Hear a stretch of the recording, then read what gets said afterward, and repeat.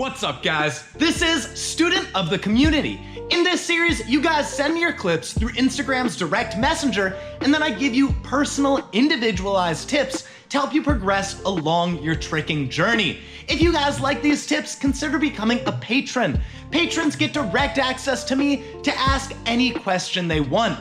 But with that said, let's get started. Our first clip comes from Donnie, and he sent us a video of his cheat 720.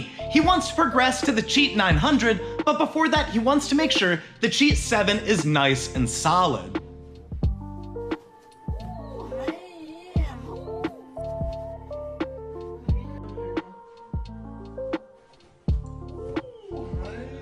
Donnie, that was a good cheat 720, and there are a few things I think you should do before you progress to the cheat 900. The first is fix your twisting axis. When you do a cheat 720, you want to be doing a vertical spin kick. So instead of dipping your chest to the side in the beginning and twisting a little bit more off axis, I recommend you really focus on being vertical, picking that knee straight up in front of you and jumping up before you execute your twist and kick. The other big tip I have for you is to focus on your arms. When you do the cheat setup in the beginning, you want your arms to be wide and you want to be swinging them to generate twisting momentum. And you did a good job of this. Then once you jump up into the air, you twist with your arms by bringing them in. Again, you did this really well. But the issue that I saw was in the landing. When you land your cheat 720, you want to open up your arms to slow your twist and then move them in opposition of your kick to freeze your body in place. If you keep your body a little bit more vertical and you open up your arms more in the end, the cheat 720 will be way easier to land. Not only that, but if you can get your chest a little bit more vertical, it will be an easier progression to the cheat 900.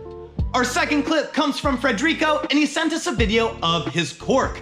Honestly, this was a great attempt, and if he fixes just a few things, it will be really good.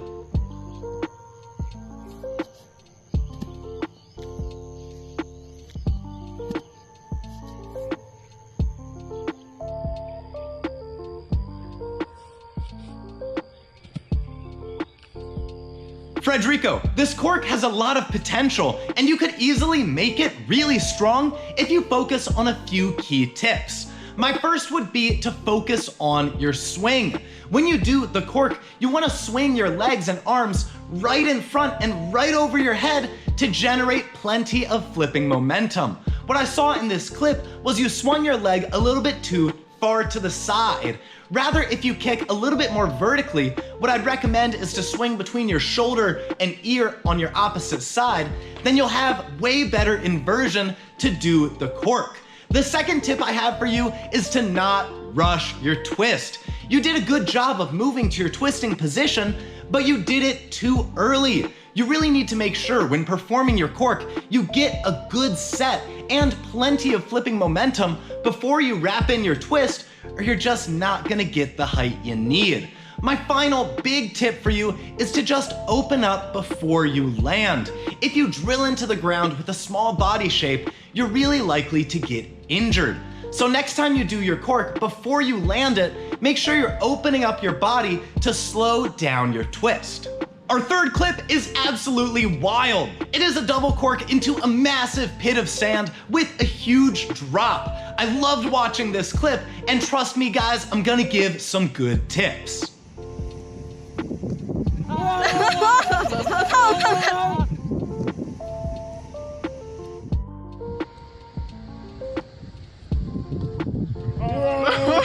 First, I wanna say you had really good technique. That double cork was awesome. You did a good job of swinging nice and vertical and locking in to a nice tight twist. My first big tip is to open up before you land, just like I said in the previous clip.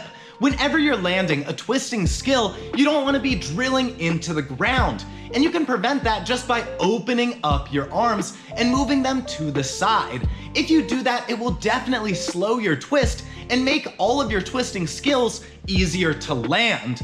Next, I just want to say this setup is crazy. I'm not sure if you want to be putting your body at such risk. Now it looks like you have complete awareness of where you are, and it looks like it's nice, soft sand, but either way, this looks kinda sketchy. My biggest tip would be to focus on a more progressive training environment.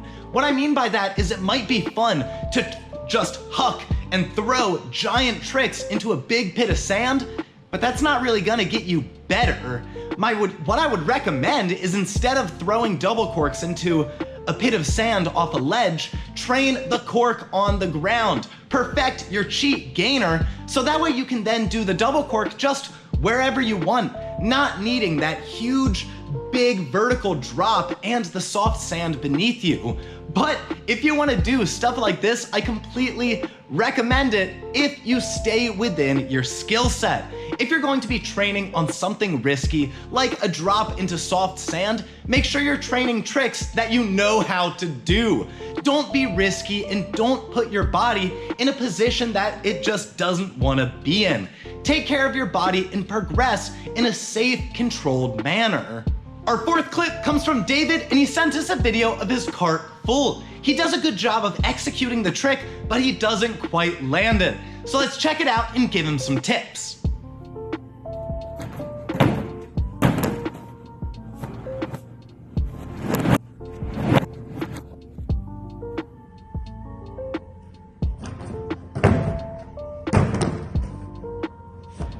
David, this was a great attempt, but you have a long way to go before you can do the cart full. My first big tip for you is to fix your training setup. If you're doing your cartwheel from hard floor to soft mat, and then taking off from the soft mat to do your full, you're not gonna get the height you need.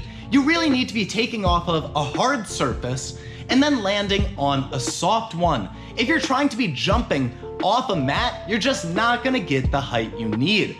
Now, when it comes to the cart full itself, your cartwheel could be cleaned up a whole lot. In the very beginning, make sure you're throwing your arms more vertically to get a ton of flipping momentum, and push off the ground when you're exiting your cartwheel. Now make sure you're waiting and getting a nice set before you wrap in for the full. What I saw in this clip was it was just too rushed. Not only that, but the training setup was just not very conducive to doing a good cart full. What I would strongly recommend is do your cartwheel on hard ground, starting on hard ground, ending on hard ground, and then do the full into the soft squishy mat. If you're taking off of the soft squishy mat, you're just not gonna get height and it's not gonna look good. Our fifth and final clip comes from Daniel, and he sent us a video of his cheat gainer. He says he already has a good backflip and a good swing backflip, but he's struggling to get the cheat gainer itself. So let's check it out and give him some tips.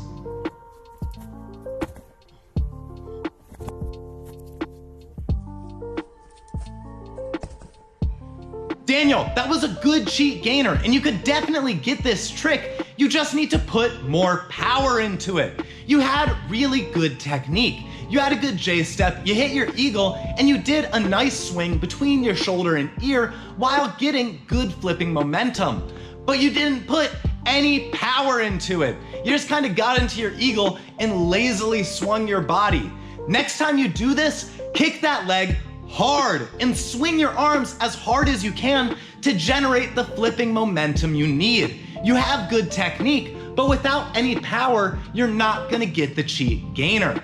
Next, my biggest piece of advice for your cheat gainer specifically is to focus on your spotting. When you did your cheat gainer and as you swung into it, your eyes were kind of glued to the ground. Rather, as you perform your swing, you want to be looking forward, and then after you set for the cheat gainer, looking behind you, spotting your landing. If your eyes look too far to the side, you're not going to get a proper swing, and if your eyes are glued to the ground, you're not going to be able to set in a way that gives you flip. But this was a good cheat gainer, and like I said, you have good technique. So fix your spotting, put some power into it, and you should have no issues doing this trick. Thank you guys so much for watching. If you have any questions on the sport of tricking, or if you're looking for tips on your tricks, consider becoming a patron. Seriously guys, for just $1 a month, you get access to exclusive content and one-on-one contact with me to help you with your tricks. But thank you again for watching and have a lovely day.